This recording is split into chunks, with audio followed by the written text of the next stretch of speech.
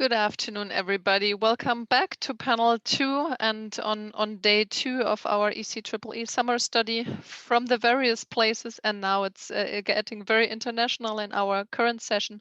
So on the second panel, we are dealing with policy innovations and how they can, how we can ensure and upscale them to sustain success of energy efficiency. And also, of course, it's very interesting for us to do that on a global perspective.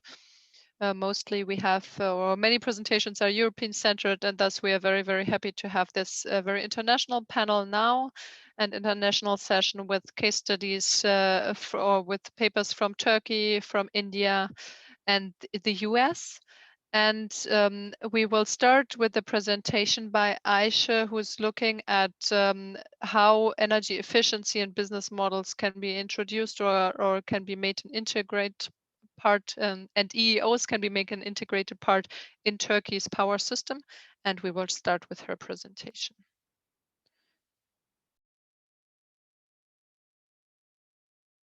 Hi, this is Ayşe Ceren Sarı from Shura Energy Transition Center. Today, I'm going to make a brief presentation about the role of energy efficiency obligations to accelerate Turkey's power system transformation. Also, on behalf of the co-authors of this study, Jan Rozanov and Samuel Thomas from Regulatory Assistance Project, Philip Godron from Agora Energivende, and Değer Saygın from Shura Energy Transition Center. The primary aim of this study is to evaluate the potential of energy efficiency obligation schemes in Turkey.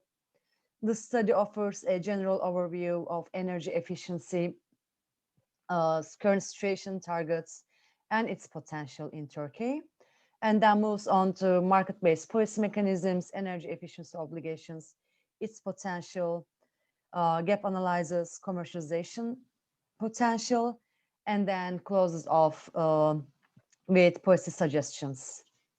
The study scenarios and data are built upon earlier reports by Shura Energy Transition Center, developed in partnership with Regulatory Assistance Project, Most Economic Solution for Turkey's Power System, Energy Efficiency and Business Models, and Energy Efficiency Solution, Market-Based Policy Mechanism Instruments. So, to start with, energy efficiency has been at the core of Turkey's energy strategy for decades. The newly released National Energy Efficiency Action Plan opens a new window of opportunity to accelerate energy efficiency in Turkey. The action plan shows a 14% savings potential in primary energy demand through 2023 and includes 6 sectors and 55 actions in business models, financing mechanisms, policy mechanisms, and regulation. The latest 2-year progress reports from Directorate of Energy Efficiency and the Environment show promising progress and results. It is yet unclear, however, how energy efficiency in Turkey will develop after 2023 and what can be done beyond this phase. So the authors of this study created 2 scenarios examining the years between 2020 and 2030 in order to quantify the indicators such as electricity demand and savings to be achieved as a result of implementing energy efficiency actions in the entire value chain of Turkey's power system, from the grid to the end user. These 2 scenarios are the baseline scenario and the Shura scenario, as you can see from the graph in the slides. The baseline scenario is in line with the current consumption trends in the projections published by Ministry of Energy and Natural Resources in March of 2019. And it includes some energy efficiency impacts alongside other factors that contribute to electricity demand, such as GDP and population growth and electrification. The baseline scenario is calculated using a top-down method. The Shura scenario, on the other hand, is a highly energy efficient scenario that will be achieved by implementing 16 energy efficiency solutions in 5 cross-cutting categories: regulation, market-based policy mechanisms, business models, financing instruments, and measures to increase system efficiency. In Shura scenario, electricity consumption was modeled on the basis of sector, activity, and appliance. And the total electricity consumption was calculated using a bottom-up method developed for the purpose of the Shura study. So this study covers electricity generation, transmission, distribution, and consumption with more than 20 end-use areas and more than 100 related technologies for the period of 2020 and 2030. So when we look at the results of the analysis, we can see that in the Shura scenario, total demand reduces to 416 terawatt hours with the deployment of energy efficiency technologies, which is equivalent to a total savings of 49 terawatt hours per year in 2030. And after accounting for the impact of electrification of end users, that lead the additional energy demand of like 6.6 terawatt hours per year in 2030, the net savings in electricity demand amount to 42.3 terawatt hours, 45 point which is like occurs in industry and 32% occurs in the buildings. So to assess the suitable solutions for Turkey's energy sector, electricity consumption was modeled on the basis of sector, activity, and appliance, which are realized through energy efficiency solutions. And according to Shura's scenario, we found out that almost 1/3 of the total annual savings of like 49 terawatt hours in 2030 can be achieved through market-based policy mechanisms.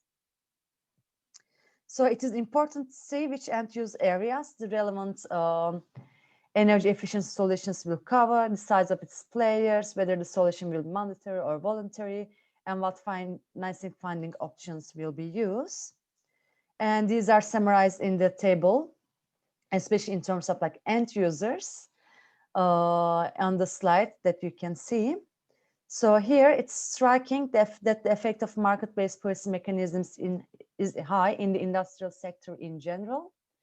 Energy efficiency obligations and energy efficiency options are expected to have a major impact on realizing energy efficiency potential in the industrial sector, particularly in the iron and steel production, cement grinding processes, motor systems, heating and cooling processes, cogeneration, tree generation, and lighting.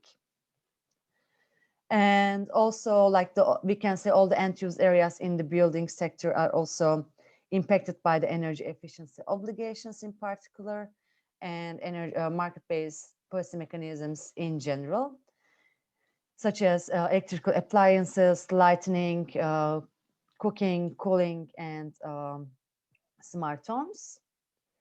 And considering that the institutions responsible for providing street lighting are DSOs, electricity distribution companies, energy efficiency obligations can be applied to distribution companies in the LED conversion of street lighting as well.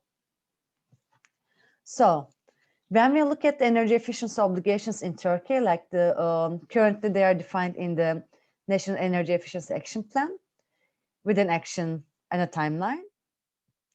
And here energy distribution and retail companies are deemed as the obligated parties. The coverage will be determined according to the company's volume of activity. EOs will be defined annually for obligated parties. A catalog that standardizes information such as energy savings potential of energy efficiency solutions and projects costs is planned to be prepared. And legislation and implementation infrastructure are planned to be, their grant work are set to be late by 2018 and 2019. And the implementation is planned to start by in a period between 2020 and 22. And currently, Ministry of Energy and Natural Resources and distribution and retail companies are continuing their preparations. So our study suggests that several steps should be taken for an effective implementation of energy efficiency obligations in Turkey. So we can summarize them under regulation, methodology and tools, measuring, reporting and verification system, institutional changes, and market design. And in terms of regulations, start with there are currently no regulations or existing practices for energy efficiency obligations. Secondly, The methodology of determining savings targets for companies liable under like the obligated parties are not yet established. Thirdly, there's currently no measurement calculation methodology for the energy savings achieved as a result of the obligations. Fourthly, public institutions that are going to manage and audit obligations should be determined and supported by relevant technical and administrative capacities, and also DSOs that are going to manage their EOs and implement energy efficiency practices for their consumers at end user area. They need capacity and resource development. And in terms of market design, if the EOs are going to be supported by white certificates, a white certificates market needs to be established. So when we look at the commercialization potential of EOs in Turkey, we can see that, as told before, like there's a high potential to be realized, like the savings potential to be realized through EOs in industry and buildings. And however, to start with, since energy efficiency obligations are implemented through this DSOs, most important effect in this area of street lighting can be achieved through energy efficiency obligations, which accounts to, with the commercialization of solution, 1.8 million street lamps can be replaced by 2023 and 5 million street lamps by 2030, which accounts to almost 500 gigawatt hours per year of savings by 2023 and more than 1 terawatt hours per year of savings by 2030. So when we look at the policy recommendations as a result of this study, we can summarize them as follows. Like to start with, we suggest that energy efficiency targets and their obligations for supply distribution companies should be set. And these companies should have a certain trade volume, consumer portfolio, and like their obligations should be in proportion to the energy supplied in the most recently available base years. We suggest that a transparent and robust target setting approach should be developed, and it should take into account the amount of energy sold, delivered, or customer served. And it should provide incentive to parties which achieve or overachieve their obligation. We suggest that EEL should be administered, monitored, and verified by an independent regulatory body, such as an Energy Management Regulatory Authority. We suggest that EEL should be integrated well with other energy efficiency instruments to maximize synergies, minimize overlaps, and to positively affect the growth of ESCOs. We suggest that EEL should be started with a pilot implementation phase, such as street lighting, and they should be developed and enlarged with pilot implementation of outputs. And we suggest that high-cost energy efficiency applications should be carried out by ESCOs. Low-cost applications should be carried out through appropriate financing mechanisms. Energy efficiency implementations at residential end users and other end users with low consumption should be aimed by obligated retail or distribution companies, where savings can be claimed through pay-as-you-save finance on energy bills. So to summarize, we can say that implementation of energy efficiency obligations in Turkey is defined in National Energy Efficiency Action Plan of Turkey. And there are currently gaps in regulation, methodology tools, measuring, reporting, and verification systems, institutional capacity, and market design for the implementation of energy efficiency obligations in Turkey. So in general, when we look at all the energy efficiency solutions, Shura scenario offers more than 10% of energy savings potential compared to the baseline scenario, which accounts to almost 50 terawatt hours per year of total savings potential in 2030, with net savings potential of 42.3 terawatt hours per year. 1/3 of total savings potential can be achieved through market-based policy mechanisms, and its effect is high in the industrial sector in general, where EOS and auctions are expected to play a major role, and also in buildings. And EOS can be applied to distribution companies in LED conversion if street lighting, where they would be very effective in the transition of street lighting systems. So thank you very much for your attention. You can always reach us through my email or our website, and like analyze our data and reports from our websites. Thank you.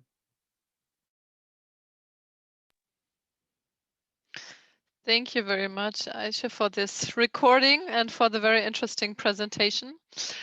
Before we come to more content-related questions, there was one clarification question on, I don't know whether you've seen it on the Wova board, the term micronogen, I don't, on energy efficiency obligation slide. Do you know what I mean? Micro cogeneration, I think. Okay. Micro cogeneration systems, yeah.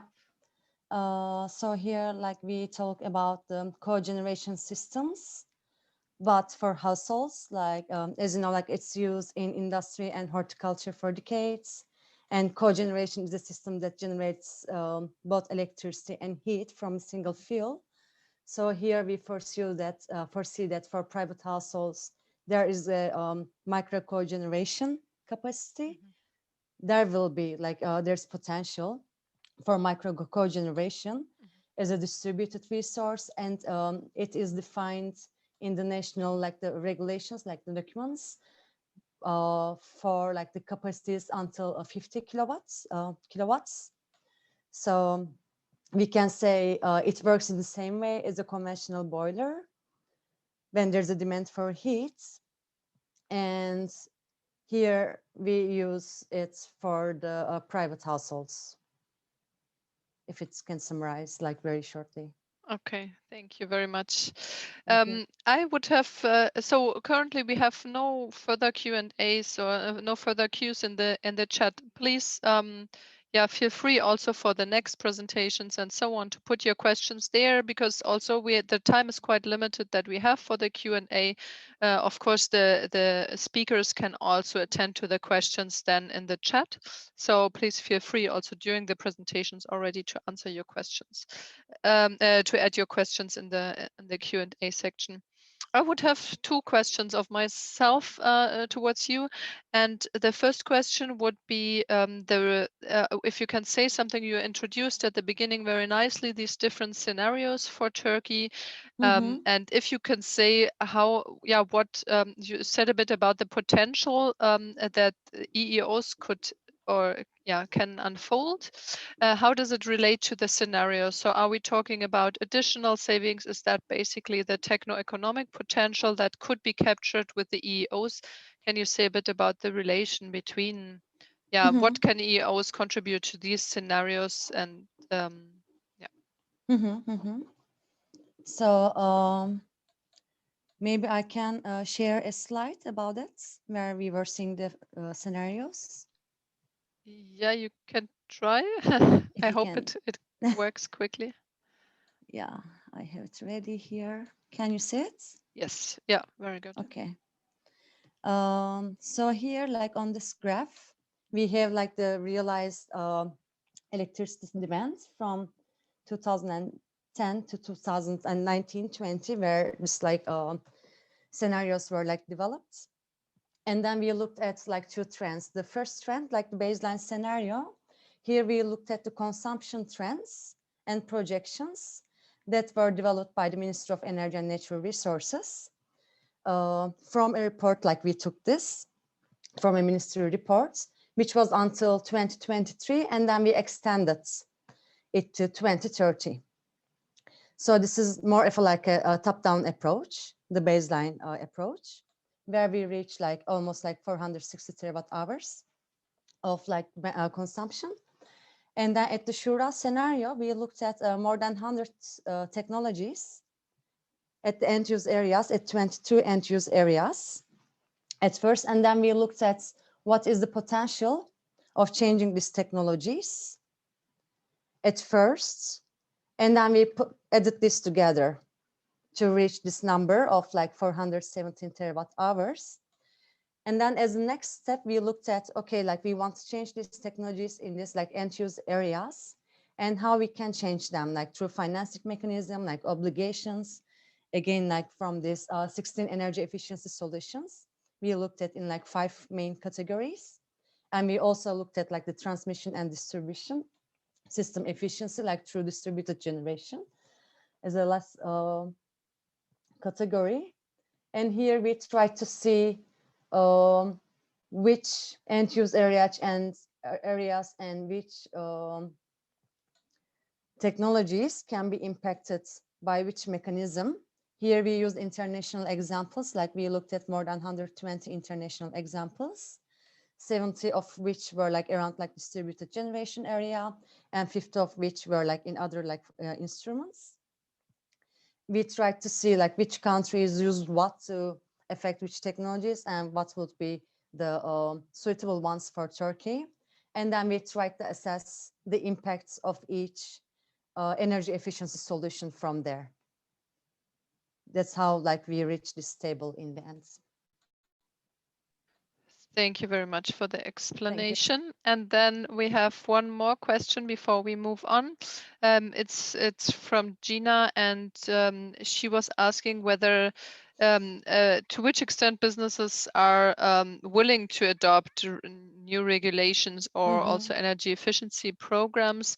And maybe in this, you can say a bit, or maybe I interweave it with the question I would have is, you have a lot of policy recommendations, which is great that it's so applied. How do you proceed now? And we talked yesterday a lot about the narrative. So how do you approach now with these recommendations, policymakers, but also businesses, for example, to convince them like that, to increase the likelihood of these policies? Maybe you can say a bit about what are you doing with the results now or next?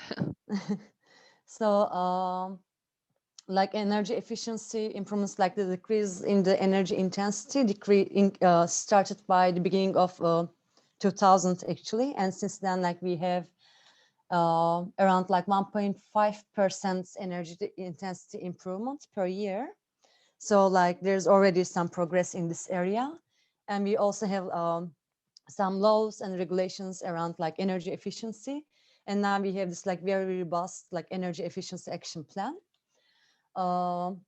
Like in terms of regulations, we actually, there are like in Turkey, there are actually like many regulations in place, especially in terms of like standards and certifications around buildings.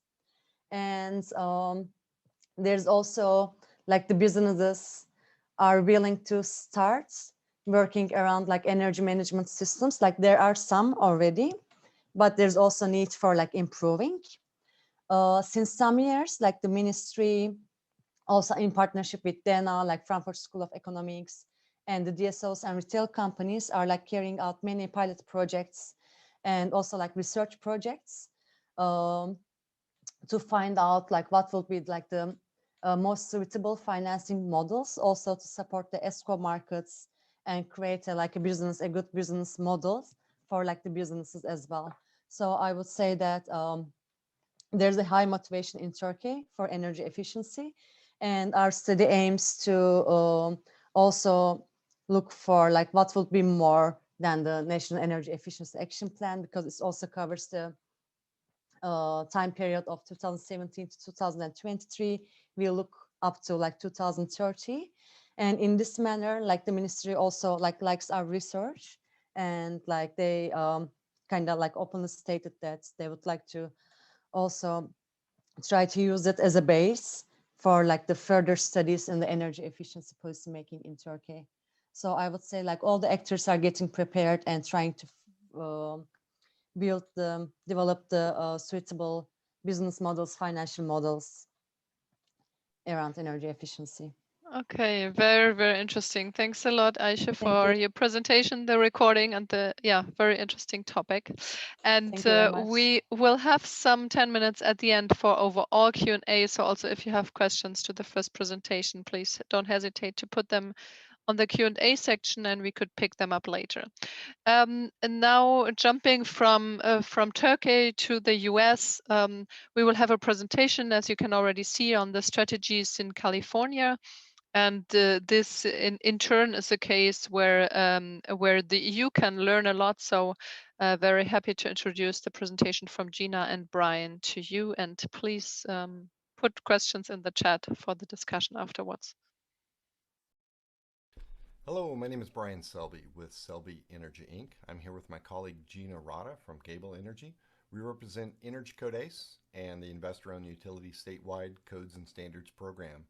We're here to share a presentation titled Strategies California USA Developed to Support Their Energy and Environmental Goals. I sure hope you enjoyed the presentation. Before I get into the strategies, I'd like to share some of the challenges we face here in California with implementing the Energy Code and environmental regulation. Firstly, California has one of the most stringent energy codes in the U.S. That stringency increases every 3 years by law. And with that increased stringency, while trying to maintain a certain level of flexibility, comes a lot of complexity within our energy code. Secondly, meeting building energy environmental goals largely depend on compliance and enforcement of those codes, meaning that we can make all the claims and savings claims we want, but unless those codes and regulations are complied with, those savings will never be realized.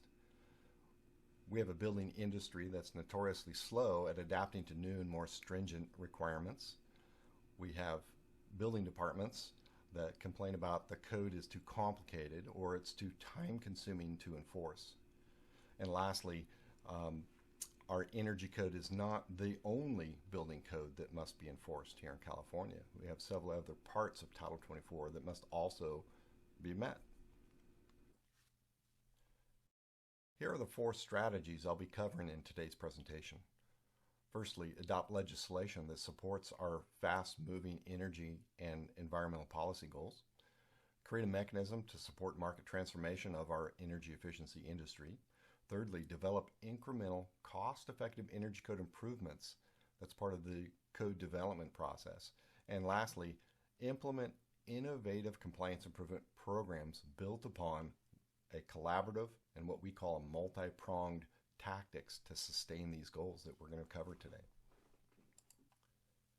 There are 3 primary agencies responsible for regulating our energy and environmental goals here in California. We have the Public Utilities Commission, who's responsible for regulating the investor-owned utilities, which are privately owned electric and natural gas companies. We have the Energy Commission, which regulates the building energy efficiency requirements. They also develop and implement codes. And then lastly, we have the California Building Standards Commission, who's responsible for the adoption process of all building codes in California. All of those have commissions, boards that are appointed by our governor through the executive branch of government. This chart serves to illustrate where the primary focus of 2 of those agencies have during the market transformation phase of various energy efficiency measures and features that might be included in our policies and regulations. You can see where the CPUC has a major emphasis focused on that voluntary group, which is that middle section of the curve, primarily the early adopters, the early majority, and the late majority. Whereas the Energy Commission has a primary focus on those innovators through emerging technology, funding for special projects, as well as the codes and standards process, which they regulate and implement energy code. California's energy efficiency and environmental goals have evolved over the years, with the first big goal in 1978 of the creation of the Energy Commission, which was done through the Warren-Alquist Act of 1974. This is a result of California's dependency on foreign oil and the oil embargo in 1973. Our next big date of California's goals was the 2020 goal. This was the result of California's Energy Efficiency Strategic Plan, which happened to be the first integrated framework of goals and strategies to save energy in the state. This was our big, bold strategies. The first one was zero net TDV energy for all new single-family and low-rise multifamily buildings. In addition to our big, bold strategies, we also had Assembly Bill 32, or AB 32, which is the Global Warming Solutions Act, of 2006. And their goal was to reduce carbon emissions to 1990 levels by 2020. Our third goal is the 2030 goal.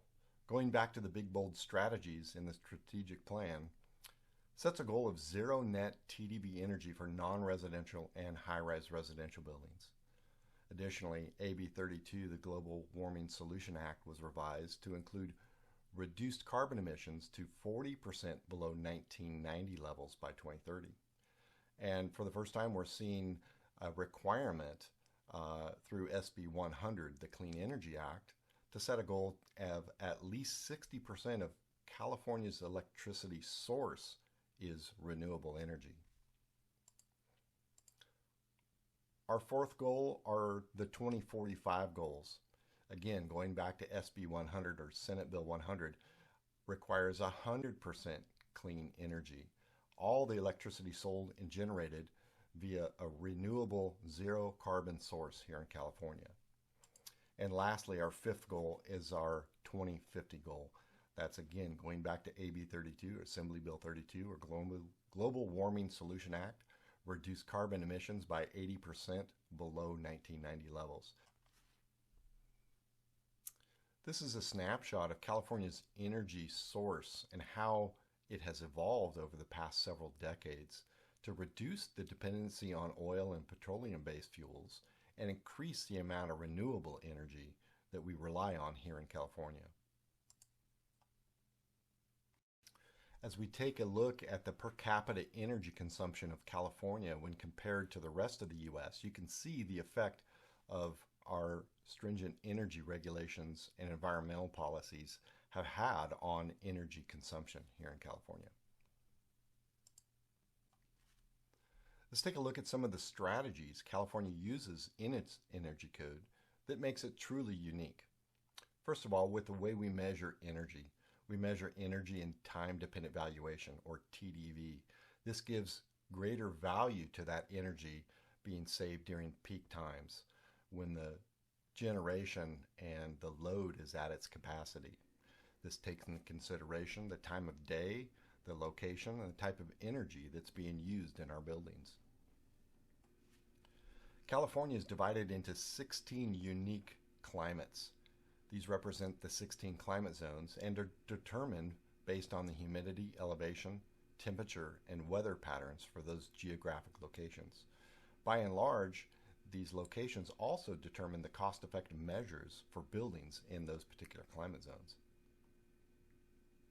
Our code is layered, put into different hierarchies, starting with the mandatory requirements. These generally consist of cost-effective measures that apply to all climate zones in California and set the minimum standard for energy efficiency in our buildings. Next, we have our prescriptive requirements, or the layer of prescriptive measures that apply to buildings. These are based on climate-specific needs of these buildings to maintain cost-effective measures for saving energy and reducing greenhouse gases. We also divide our code into different types of projects, whether that project is a new construction project, which has the least expensive time to integrate those energy efficiency measures, primarily in our envelopes, to alteration and addition projects that really focus in on single measures rather than the building at large. Next, our code is broken down based on the application, meaning that there are certain requirements that exclusively apply to building envelopes for residential buildings, for commercial buildings, for high-rise residential buildings separately. These applications include heating, ventilation, air conditioning requirements, water heating, lighting, electric power distribution, pool and spa equipment, as well as renewables and other specific process loads that are regulated by our energy code. I've mentioned the flexibility of our energy code here in California. This is achieved through the performance approach that relies on computer software and analysis of our buildings using time-dependent valuation. This takes in consideration the proposed design and compares it to the baseline or the standard design. It's that project with by and large, the prescriptive requirements relative to the climate zone the project is located in. A project complies with the energy code using the performance approach if the proposed annual energy use is equal to or less than the allowed annual energy use, which is the baseline, or what we call the standard design.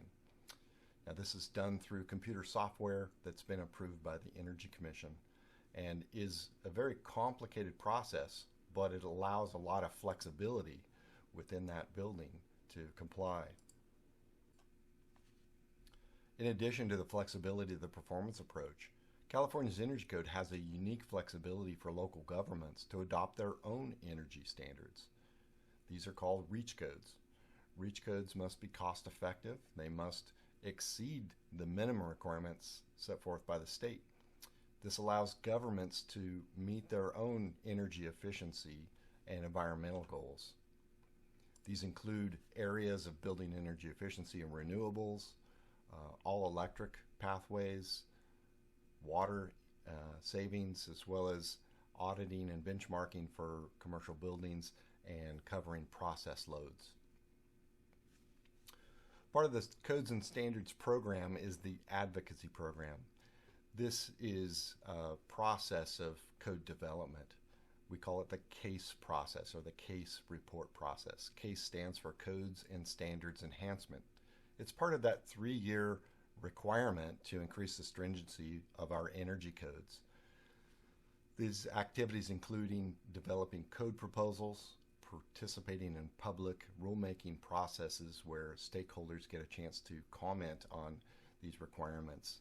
This work aligns with our national building codes, as well as coordinating different requirements from different organizations like National Fenestration Rating Council or Cool Roof Rating Council. The Compliance Improvement Program that falls under the umbrella of the statewide Codes and Standards Program administered by the statewide investor-owned utilities is designed to do just that, increase compliance with our energy codes. It does that primarily through the website and brand energycodeace.com by providing free tools, resources, and training to those market actors that have to apply and understand our energy code here in California. Energy Code ACE does that through various modalities. The first being tools. We provide free tools to market actors, including a product code finder, Forms ACE, Image ACE, and by far one of my favorite tools is the Reference ACE, an online version of the codes, manuals, and appendices that make up our energy code here in California. We provide other tools that help people comply through our virtual compliance assistant for prescriptive requirements through our energy code. We provide free training. We do this in-person instructor-led live broadcasts. We do online self-studies. We do recorded webinars. We even have a YouTube channel where we feature myself, Gina, and some of our other Energy Code ACE instructors teaching Energy Code basics to advanced skills. We have free resources that are available that specifically address Energy Code requirements, not only the what is required, but also the why behind that. These resources are very helpful for designers, building departments, and other folks understand and apply the Energy Code. Thank you for your time. We appreciate you watching this presentation. Please check out energycodeace.com, and if you have any questions, you can always follow up with an email to myself or Gina Rada at the respective email addresses listed below. Thank you. So thank you very much, Brian, for this super interesting presentation. I have a lot of questions, and I think there's a lot we can learn from this. We will anyhow, for that moment, keep it short, and I will just come to one question in the Q&A and hope I can pick up the others in the overall discussion at the end. And we can discuss the points together.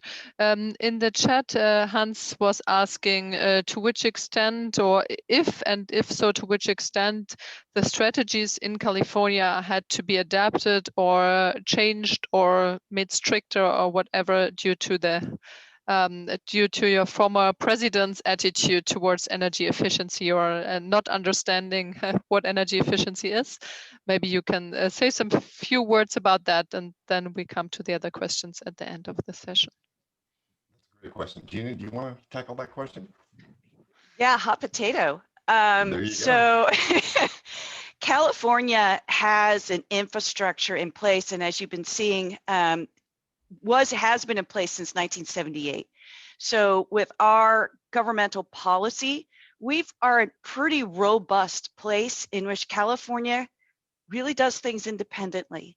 And part of the national building codes sets a baseline for where California is, but it doesn't change how California is doing things. And that was very much prevalent in the last few years, where California continued to be a leader in how the United States can solve some of these energy and environmental issues and maintain our goals. We did struggle a bit in terms of funding, had to do a little bit more creative funding, resourcing to be able to do what we want to do. But I feel honestly it was a blip on the radar of what we're doing and how we're doing it in California. I would just add that we're pretty well insulated from what the national agenda is on energy efficiency, because California is such a leader in energy efficiency. All the rest of the states are following us in policy. So yeah, so I don't think it really affected us much at all. Thank you for that question. Thank you, Brian. Thank you, Gina, for this very quick answer and quite positive answer. We will, as said, I think it's very interesting to look at also all the flexibility you mentioned in your presentation. And this is definitely something like not only independent of the US, but also within California, all the flexibility. And this is something I think the EU could learn a lot from. So I hope really much we have time to get into that after the other presentations. Thank you very much. And we will come to the third presentation now. We will switch countries, not only countries, also continents. And we have now a presentation from the IEEE, from Sneha and Akash, on the India cooling action plan. And as we know, there is huge increase in cooling demand over the next decades, and we're very interested in seeing what the colleagues have brought to us here and the lessons we can learn from their work.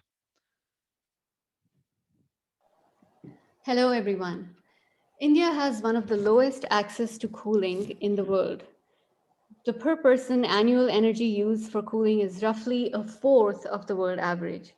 The country is also home to over 25% of the world's 1.1 billion rural and urban poor who lack access to cooling. As the country advances towards fulfilling its development priorities, the large population, rapid urbanization, and growing economy amidst rising temperature will drive the refrigerant-based cooling needs nearly 9 times between now and 2038.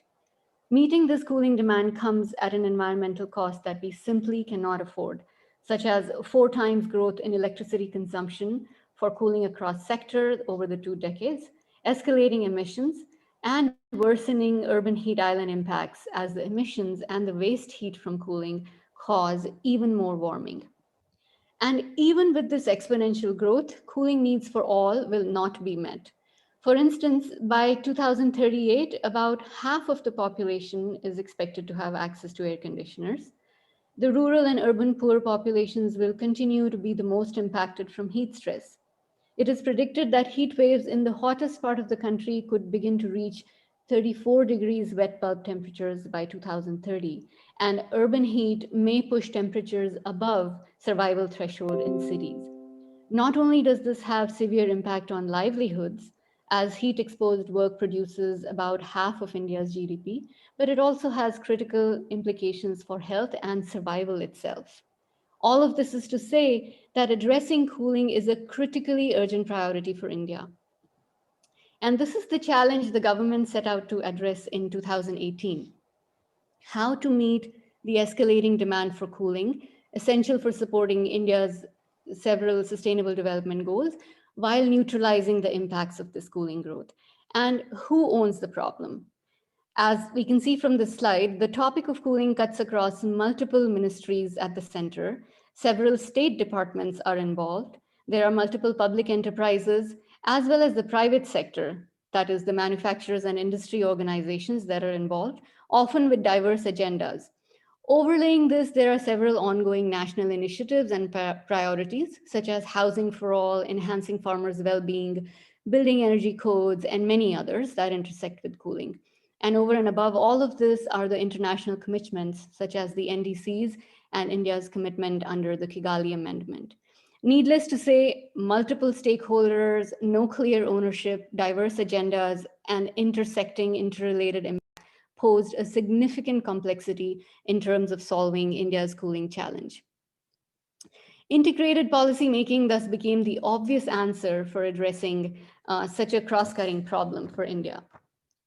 And while cooling is just one example, integrated policymaking can be the path forward for this century's complex environmental and developmental challenges, especially in the context of climate change, that cannot be solved by a single ministry or department or single technology for that matter.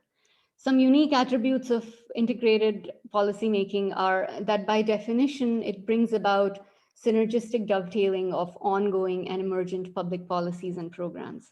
It sets in powerful integrative effects such that the whole coherent policy achieved through this process is more than just the sum of the individual policies and programs. And finally, it also leverages the benefits of triple sector leadership. I'll now talk briefly about the Icap development process, or India Cooling Action Plan development process, and what were some of the learnings and takeaways from this. So this process map is available in the paper for you to look at in detail, and I won't attempt to walk through this in the short time, but the key point is that the development process, which took about 18 months, was a fairly deliberate and involved flow of activities. There were three main phases, the first one being due diligence and a lot of extensive planning, understanding India's cooling context, establishing the direction and contours of the Icap, and establishing the key stakeholders and the teams. Next came the sector-specific deep dive analysis of the current and the future cooling demand, as well as the opportunities for intervening and reducing or right-sizing this cooling demand. And finally, the integration of all of this work and synthesizing it into a cohesive nationwide view of cooling with actionable recommendations. Several key lessons emerged from this process. The Ministry of Environment, Forest and Climate Change took the ownership of initiating and driving the Icap, and under their leadership, the ozone cell was assigned as the single nodal entity for coordinating the Icap process from the start to finish. The Icap also established a triple sector engagement model right from the start. There were 13 public sector entities, 8 private sector, and a number of civil society organizations, along all of these coming together along with their skill sets, convening power, and the knowledge base and data. This really helped the Icap process. Ensuring interministerial coordination and buy-in was key to this process because several policies that cooling intersects with come under the purview of different ministries. There was a well-defined process set up to gather inputs and build consensus, which was in line with the spirit of the Icap. Role of data was pivotal, but what we discovered and learned along the way was that data availability need not be a showstopper. Arriving at consensus numbers was a key part of formulating Icap's direction. And Satish will be touching a little bit more upon this later. The Icap also outlined an implementation framework to ensure that the operationalization of the recommendations was taking place. And finally, the Icap process underscored the importance of balancing sustainable development and growth with responsible and appropriate climate actions. I'll now pass on to Satish to talk about some of the broader future takeaways and implications from the Icap learnings. Thank you, Sneha, for contextualizing the importance of cooling in the Indian context.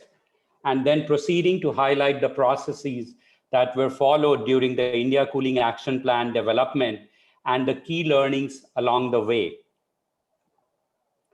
Framing thermal comfort for all as a national priority rather than cooling for all has helped broaden the receptivity and applicability of the Icap, given the low access to active cooling in India, as Sneha talked about earlier.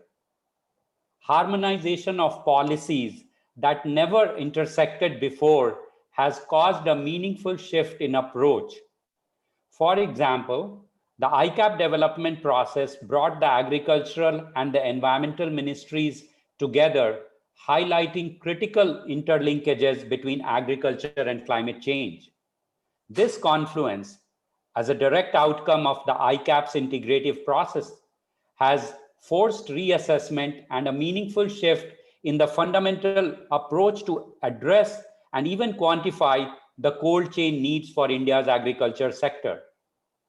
This has opened up the window for impacting many things in a positive way, including a heightened focus on the socio-economic well-being of smallholder farmers and low climate impact cooling solutions, and consequently generated significant interest levels, not just nationally, but also internationally on the first mile connectivity while planning for post-harvest integrated cold chain infrastructure.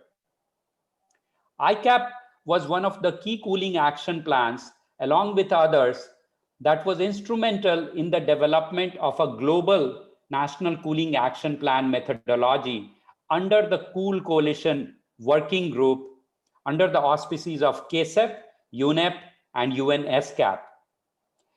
And lastly, Icap also helped in demonstrating significant political will, which turned out to be an important factor in India being the launchpad for the Global Cooling Prize. Beyond the direct application to development of cooling action plans in other countries, the Icap's considerations are relevant to environmental and climate-related policy making at large, where the increasing call for greater policy integration is quite significant for sustainable development. Some key areas where Icap lessons and approach can be broadly applicable, for example, greenhouse gas net zero pathways for cities or regions, and low climate impact mobility solutions, including transition to electric vehicles, to name a few. For example, sustainable urban development, similar to cooling, involves the intricate interrelation of multiple aspects, such as urban planning, building energy efficiency, demand-side energy management, leading to grid flexibility, mobility solutions, public health, and social equity. These aspects would all come to play involving a range of stakeholders and government ministries to effectively and synergistically address urban issues that have multiple interdependencies. At the heart of what we can take forward from the India Cooling Action Plan experience are these two key questions.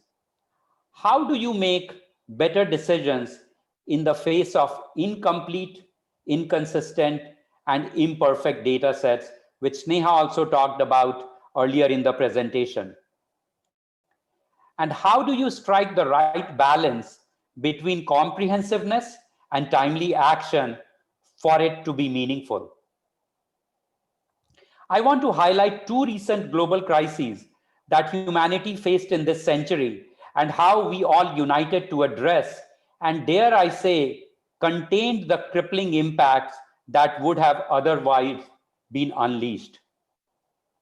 The first one is the financial crisis of 2008 and 2009, where world leaders facing an unprecedented financial crisis, which would have led to a global financial meltdown, acted swiftly and boldly to retrieve the situation and limited the impending bloodbath to reasonable proportions.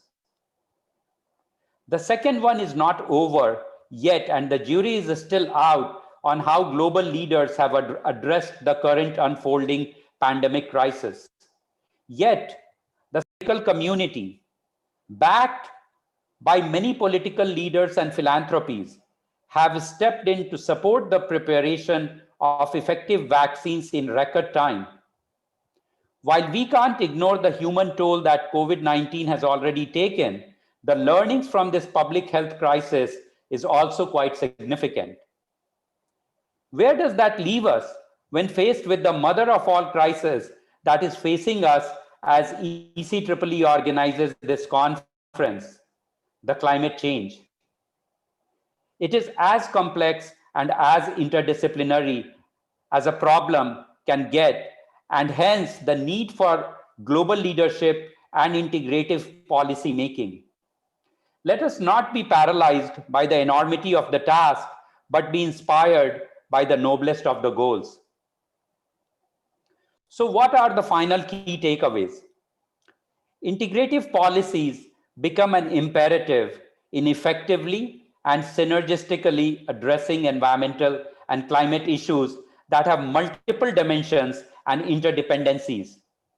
When climate change impacts are no longer limited to national boundaries, but have wide planetary ramifications, international cooperation, triple sector leadership, and integrative policy making are the need of the hour, and something that was widely deployed in the development of the India Cooling Action Plan. Bringing many benefits such as streamlined solutions, technology transfer, knowledge exchange, and financial resources. I'll end the presentation by using this quote: "Let perfect not be the enemy of the good," as this is the single most important learnings emerging from our experience of closely working on India Cooling Action Plan. Thank you.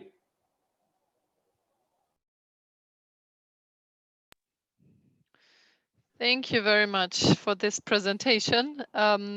Super interesting, the part on the integrated policy making, and I think this is something that we need in all countries and for all planning. So I think that's great to have this and your experience here from the case of India on that.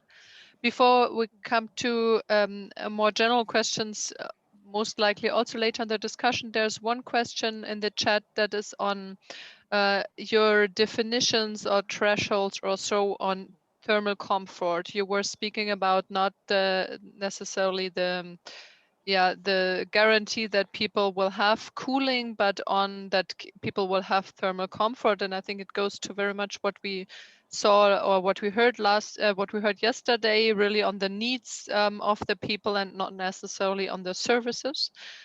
Maybe you can say a bit about how this is termed, why you have chosen to go for the comfort definition rather than the cooling demand, for example.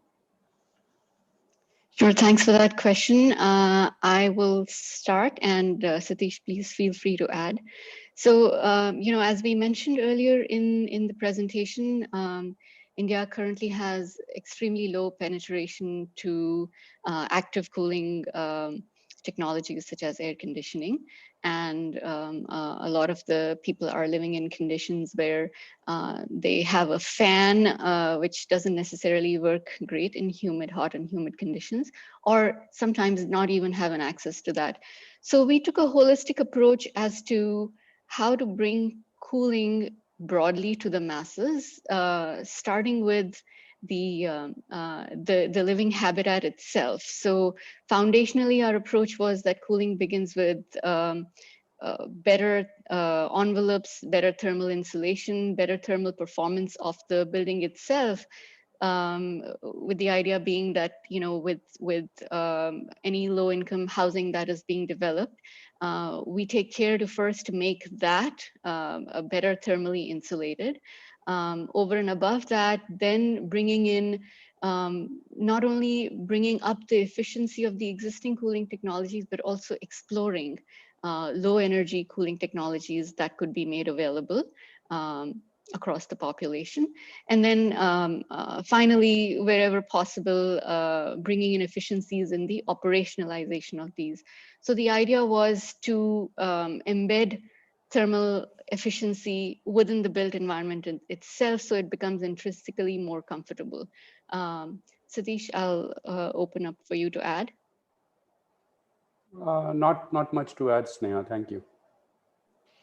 Okay, thank you very much for this answer, and I think it's a great pathway to our next and last presentation of this session, which is looking at buildings and yeah, particular on the workers who will build our future buildings, and it's also on the case of India. So I think it fits really nicely to what we've just seen, and we will start with the presentation from Jaideep. Thank you. Good afternoon, everyone. Our paper is titled Unscrewing the Climate Change Light Bulb with 5,000 Net Zero Energy Professionals. Our paper covers a 5-year vision of Solar Decathlon India, as well as the findings from running this program for the last 1 year. To give you a context, Solar Decathlon challenges colleges student teams to innovate for net zero buildings. It began in the USA, and there are regional versions in Europe, Africa, Middle East, and China. It has 10 areas of evaluation, hence it is called Decathlon. In 2020, the US Department of Energy signed an MOU with Indo-US Science and Technology Forum to bring Solar Decathlon to India, and named the Alliance for an Energy Efficient Economy and the Indian Institute for Human Settlements as the implementing institutions. Curriculum in colleges in India does not address climate change at all. Among 500,000 students enrolled in building sector courses, a mere 100 can do net zero energy buildings. And these 100 are those who participated in solar decathlons outside India. An enabled workforce, an entire ecosystem is required who can deliver innovative and practical solutions and implement them on ground to solve problems that are specific to India. The Solar Decathlon India focuses on issues and challenges that for India. The graph shows the total floor space that will be added over the next 3 decades in blue, and what we can expect with regulation with the best case compliance rate in green. However, this required a net zero capable workforce that grows at 10% per year for the next 3 decades. This is a huge gap. Training programs for capacity building have not captured the imagination of students or professionals to get them excited about the race to zero. The yellow line shows the floor space that can be addressed by net zero capable professionals with the capacity building that Solar Decathlon India is aiming for. This is an ambitious goal. Our theory of change is simple. There are 5 elements of the program that we are betting on for success. We provide teams with online training on building sites. We review their work and provide feedback to guide them. And we will bring in partnerships with industry and policymakers. The direct output over 5 years of this challenge will be 700 market-ready solutions, 7,000 capable professionals, and 700 faculty members who could train even more people. And of course, there will be cascading effects towards net zero policy. The outcome will be ripple effect of the change in collegiate curricula for net zero emissions. A large coalition of industry, academia, and government agencies who understand how to get to zero and start to do it themselves. The impact will be clean energy transition, employability, and future-ready ecosystem to combat climate change. Solar Decathlon India is not just another building design competition. Students get an experience of the whole building design process and learn how to work in a multidisciplinary teams. They work on real projects even before they start their professional journey. Real estate and manufacturing industry get involved in the program. The organizers select the competition division based on the market need. Students get excited because of the gamification in the competition. This helps raise public awareness and gets consumers involved. Teams use the resources provided by the Solar Decathlon India. These resources are not typically available to them in their colleges or their communities. Let's take a look at how this program connects with policy. The program brings together 5 types of stakeholders: real estate developers, NGOs, civil societies, and government bodies participate as project partners. They become ambassadors to drive market change. Teams also collaborate with manufacturers and service providers who become industry partners. Professionals with know-how of net zero energy buildings provide mentorship as the go-to technical resource group. Industry experts brought in as jury become ambassadors for the students and their work. The academic institution where all the work happens get the benefit and become enablers for net zero emission education. And this is the program which creates a coalition of different actors, all contributing towards the same end goal. Solar Decathlon India enables this coalition to act on 11 out of the 17 UN Sustainability Development Goals. With buildings that are future ready, this creates an opportunity for decarbonization in the building sector. With a goal on net zero energy at the building scale, there is a sharp focus on demand side efficiency. Connecting building with their communities integrates e-mobility and the move away from fossil fuels. Our focus on right sizing the affordable cooling brings into focus the need to reduce installed cooling capacity. Emissions reduction result from this. The exposure of the real estate industry and government agencies to affordable market-ready solutions creates shift in investment patterns. Buildings and communities are where people live and work. Solving problems there is deeply connected with sustainable development. The program also contributes to 6 out of the 8 national missions of India's under Climate Action Plan. The competition encourages teams to explore and innovate on solutions for renewable energy generation on site, energy demand management in buildings, compliance with energy efficiency codes for India, net zero water consumption, and resiliency towards extreme climate events and future climate scenarios. Solar Decathlon India focuses on multidisciplinary education and inclusive knowledge sharing, autonomy to faculty to work outside regular curriculum, innovative pedagogy, value-based education on matters related to environment and climate change, creating opportunities for employability in clean energy sector. All this contributes directly to India's national education policy. So here is the roadmap to drive policy impact. In the first phase, the focus is on implementing an improvement of the program and demonstrating the impact. In phase 2, the focus is to build trust with central, state, and local government agencies and bilateral, multilateral agencies by leveraging participants' success stories, their experiences, and learnings from phase 1.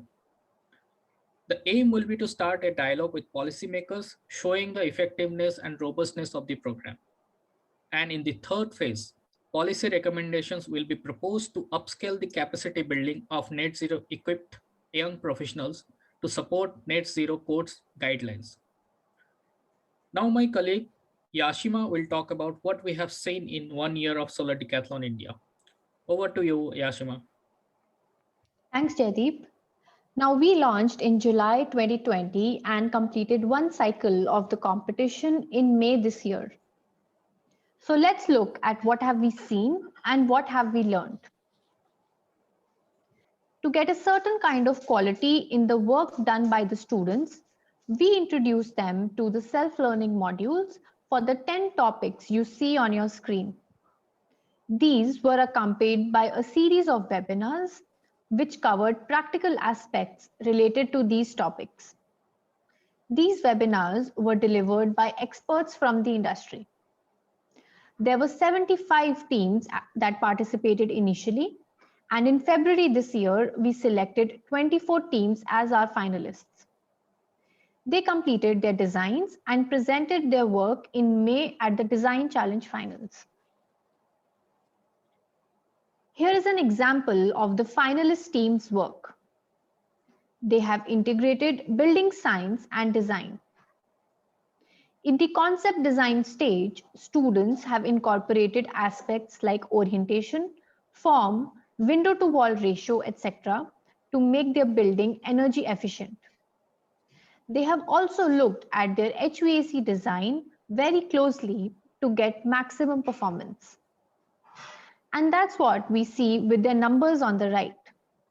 By using energy efficient measures, this team was able to reduce their EUI by 60%. That's pretty impressive. And this is from a team of third-year architecture students. Now, in the midst of a pandemic, these teams also tried out testing and prototyping. Here, we see their effort in testing natural ventilation for their proposed design. They have used smoke and steam to perform these experiments. They had to resort to these methods since they did not have access to their institution labs or equipment. Next, we see how a design was optimized for performance. We see various energy conservation measures and their effect on the proposed design. The project was located in a hot and dry climate zone, and the team was able to reduce their energy consumption by 52%. Not only that, if you look closely at the secondary y-axis on the right, they have also reduced the installed cooling capacity for their proposed design. Teams have also integrated engineering and technology in a lot of detail. On the left, we see a community resilience shelter producing surplus energy. And on the right, we see how each of this resilience shelter has modules connected with cross bracing. We have also seen some very interesting and innovative work in the year one of the competition. Some teams have taken advantage of the regional materials available to them. One of the teams used bamboo as their structural component. You can see the details on the right. Another team used surplus rice husk available in the project vicinity for their insulation material. Now, in this year's challenge, we had over 900 participating students who were supported by 53 faculty leads from 103 academic institutions. From the real estate and construction industry, we had various project partners. They were corporate owners, NGOs, government agencies, private developers, and housing societies. After the Design Challenge finals, which were held in May this year, 8 divisional winners were declared. 10 projects were also selected for incubation, where they will be trained to refine their innovative ideas. We also had 28 companies that offered internships and jobs at the finale. As of now, there are talks between 3 project partners and their teams to implement these designs. 2 of them are private developers and 1 is a government agency. Now, here are some images of the finalist teams working on the competition and through the pandemic. While some teams were able to meet in person, most of our participating teams have worked virtually on this competition. This year, 103 institutions from 51 cities participated. Many institutions had more than 1 participating team. Several of them also ran this competition as an elective or a studio and made it a part of their curriculum. We have already begun discussions with the faculty members about changes needed in the curriculum to address climate change. Next year, we hope to add another 50 institutions to reach a total of 150. We have a 5-year plan, but this is an initiative that looks a decade ahead. The next generation needs to be prepared for the clean energy transition as well as for the adaptation. Solar Decathlon India connects students with jobs and the real estate industry with innovation. In the next 5 years, the success will build trust and excitement among the stakeholders. We will learn from this. Codes and curricula come next. We will work on policy change for education and for market transformation in the building sector. I would like to thank our organizers, IUSSTF, IIHS, and IEEE, our supporters, Department of Science and Technology, and Ministry of New and Renewable Energy, and the support from the US Department of Energy. Finally, I want to acknowledge and thank Yashima, Janani, and Prasad for their persistent support and contribution. Thank you. Thank you very much for these great presentations. And Jaydeep is now with us also for questions and comments. And yeah, I want to flag one comment from Hans in the chat who says, okay, India is where the future will happen. So he's congratulating you on the approach and the Decathlon, which I think is really impressive to see also, yeah, in the what has happened, particularly in the midst of the pandemic, and the amazing ideas that the that the students came up with. There is one technical question before I will ask a bit more on a broader perspective about they were surprised that the impact of shading and passive design on slide 19 is only quite limited.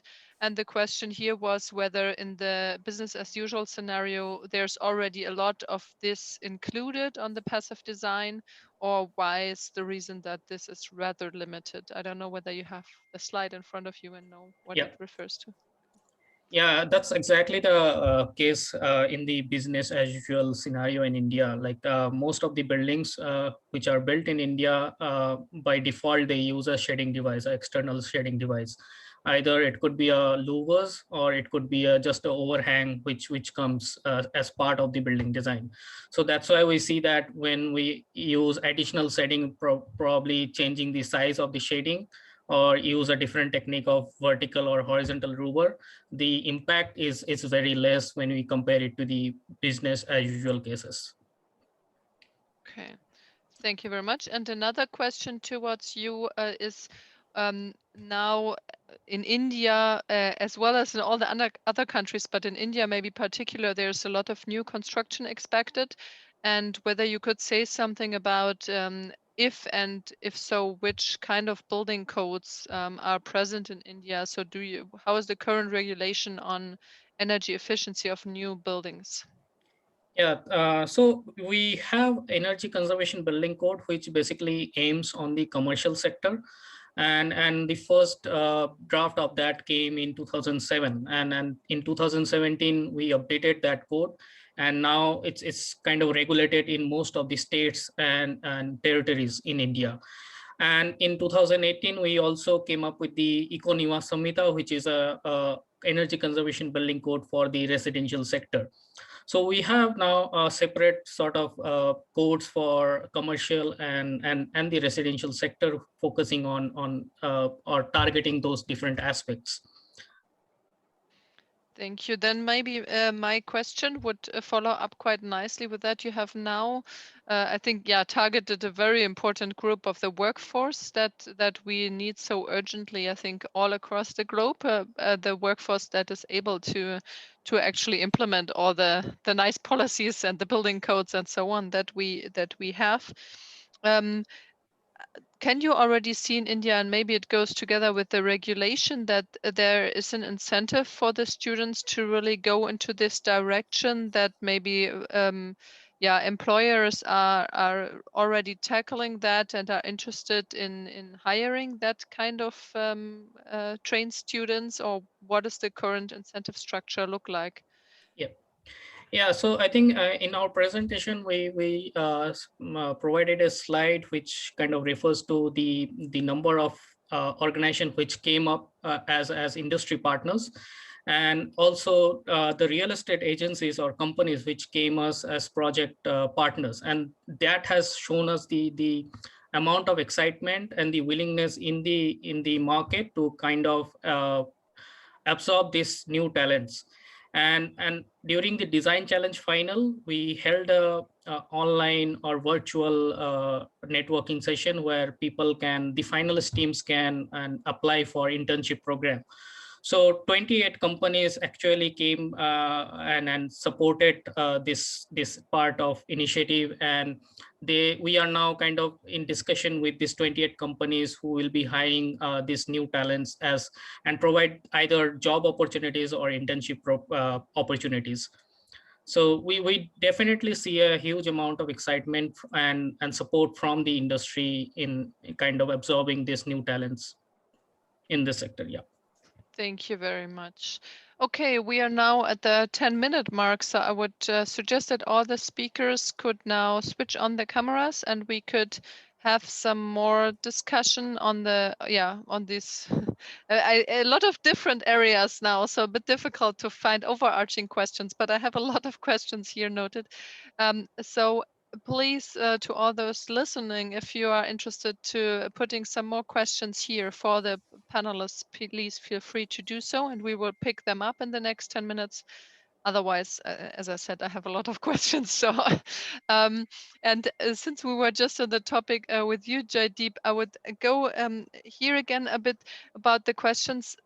You have now talked about the business side, but also how could this be scaled up from the training side? You already mentioned you would like to include more organizations. You are already talking to lecturers of including that, but maybe also, is there a plan, for example, by the government to create new job descriptions or available possibilities to study this?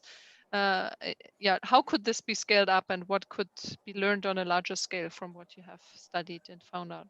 Right. So I think our plan in long term, like the 5-year plan we have, in the last phase, in the third phase, the aim is definitely that to get more support from the government. So what we are basically trying to do in phase 1 and phase 2 is to demonstrate the effectiveness and the positive impact this kind of training can do in the market. And also for the fact that we want to showcase the policymakers that once these finalist teams participate, they down the line after 4 years or 3 years, where they are at in their job. So this year we had more than 900 participants. So we'll be tracking, we'll be in direct contact with them. We'll be tracking their sort of job profile, where they are working after 5 years or 6 years. And that's kind of building a credibility that this program will be trying to show to the government. So in the phase 3, in the 5th year of the program, is when we start get into the policy recommendation and also work with different ministries to change the curricula in the colleges, which can support energy efficiency acceleration in India. So probably in the previous presentation, Satish and Sneha has presented that in India, the complexity is very huge because of the different ministries which are involved. So that is why we want to sort of build a credible sort of program first, and then go to the policymakers and pitch it. Thank you very much. Great. And then I would go directly towards what you've just mentioned, because this is also still on my list with the integrated policy making. You mentioned that in India, it's very complex with all the different ministries involved, and we have seen this in the presentations. But I think this is quite the case in a lot of countries, right? It is, I mean, I can only or mostly speak for Germany and the EU, but there's also a very complex setting, and a lot of people who are able to set vetoes, but no responsibilities once things go wrong. And there are a lot of things involved with these different ministries.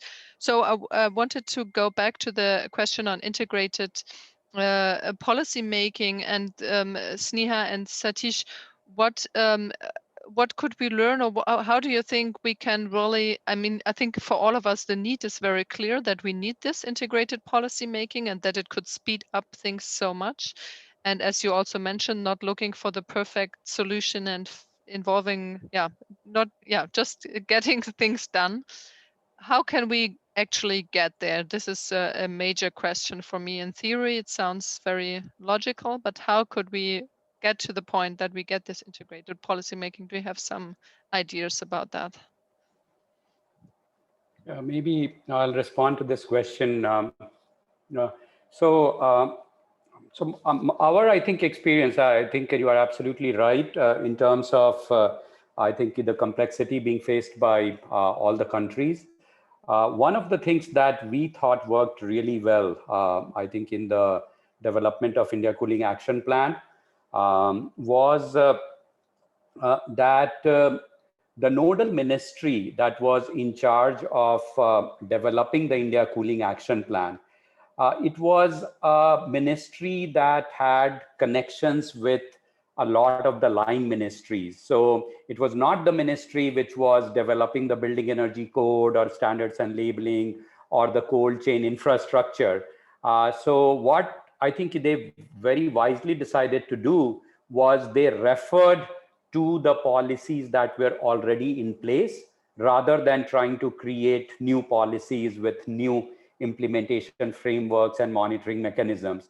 And I think in our opinion, that was something that was really worked out well. It allowed them to elicit, I think, participation and support from various line ministries. And at the same time, they were able to pass the responsibility back to the line ministries that it's only if you are successful in implementing your policies that I think is something like India Cooling Action Plan would be successful. So I would say I think that remained a very, very important consideration. And along with the convening power of the ministry here, again, Ministry of Environment, Forest and Climate Change, because that's the ministry that represents India, I think, for climate negotiation at Montreal protocols. And also, I think they can collect data, they can collect the information from various ministries because they are in a position to do so. This is not an easy, problem to solve by any stretch of imagination, but maybe because of the characters and because of the way Ministry of Environment chose to, I think, exercise its convening power, I think we were a little lucky. Thank you very much for this explanation. And I would have one, time is quite limited. I would have one more question to Gina and Brian about the flexibility, because this is really, I found this very impressive in the case of California. And I think it goes back to the part on finding a best solution and not the perfect solution. And this is something we are really struggling a lot with in the EU, I would say. And could maybe learn a lot from California. What I found it particularly interesting, the part of the REACH codes that you mentioned in this regard. And for me, I was wondering to which extent this, they can have more ambitious targets, but how, or more ambitious standards, if I understood correctly. How does this also reflect in the policies that are supporting, right? I only imagine here, for example, financing schemes and so on, they are targeted towards a specific standard. How is this flexibility actually implemented? So yeah, maybe you can say a bit about that.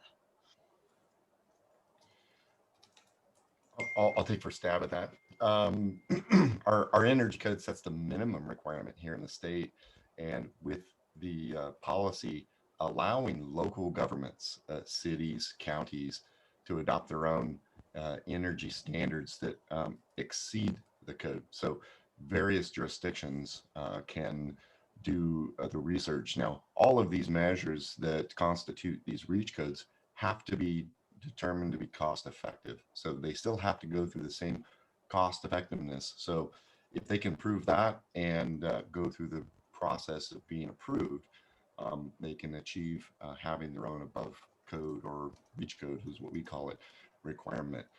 There are many challenges that come with REACH codes. One being the resistance to the building community. So on our end, Gina and I do a lot of education specifically geared towards meeting these REACH code requirements.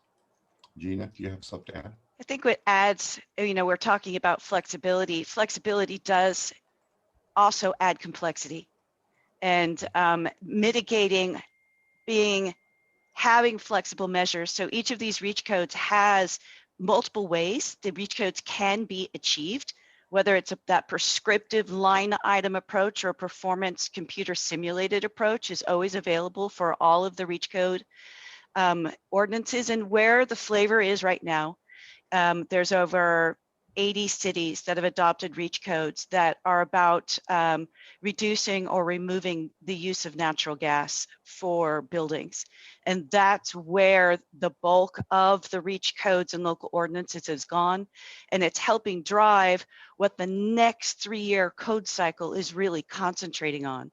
So REACH codes enable cities to enable more statewide action on certain features that are important to the local governments. Great, thank you very much for the explanation. Okay, yeah, unfortunately the session is already over. It's already 4 p.m. here in Germany at least, and we have quite a strict schedule. So that's why I also want to remind you that there are 2 informal sessions now at 4:15. We have one led by Paolo Bertoldi from the European Commission, who will look at the impact of energy efficiency projects on property values, rents, and credit risks. And we have one led by Cedric from SIG, who will discuss the concept of pan-European interactive knowledge transfer platform for radical energy savings. Both of these will start at 4 p.m., so in 15 minutes, and there will be in Zoom, so you will have the chance here to interactively engage.